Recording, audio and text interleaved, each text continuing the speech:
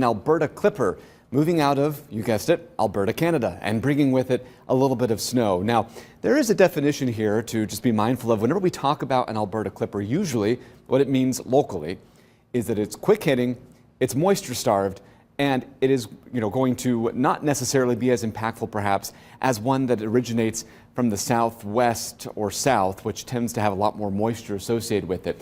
So the fast-moving nature of this system, the fact that it has very cold origins but will actually kind of warm up as it moves eastward because we're going to be in a warm air mass, means that, we are expecting a little bit of snow, but we do expect also the impacts to be fairly minimal. Look at this. Temperatures in the teens already in the northern states, but farther southeast you go, the milder it is. So this clipper system will likely have a much bigger impact between Bismarck and Minneapolis, but go farther south and east into Fort Wayne. And again, we've not only lost even more moisture, but also by the time it gets here, there's just not a lot left to squeeze out of the system.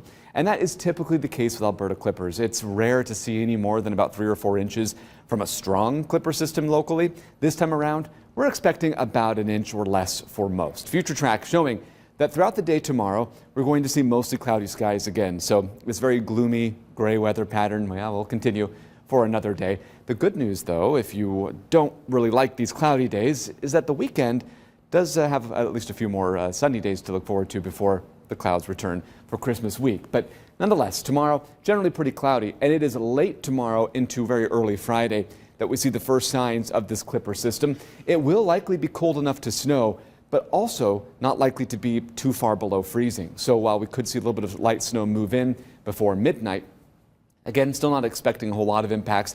This is going to be a pretty ragged, disjointed system, so there'll be periods of snow followed by some dry periods with just mostly cloudy skies. Here we are at about 5 a.m. By this point, probably no more than a tenth or so of an inch of snow has probably fallen.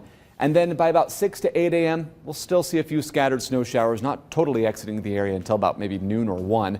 And then after that, just a few scattered flurries at times.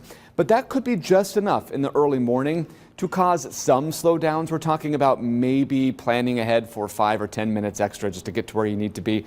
I would say that if you're in and around Fort Wayne, plan on about an inch or less. North of Fort Wayne, could see around an inch, maybe closer to 2 inches, heading into Friday evening or so towards Steuben, LaGrange counties. Some of these amounts, like in Kenneville and Auburn, are really highly dependent on whether or not there's maybe a bit of a lake effect response beyond the clipper system itself. I would still expect most to be under an inch. There's always exceptions to the rule. There could be some places that get a little more, but the way it looks now is that about an inch or so is what you should plan on through midday on Friday, and by the morning commute in particular, probably about a ½ inch or snow of accumulation. But sometimes a ½ inch can go a long way, so that's why we're giving you that first alert that you might want to plan ahead Friday morning. Not calling it a first alert weather day at this point just because the snow amounts remain pretty light.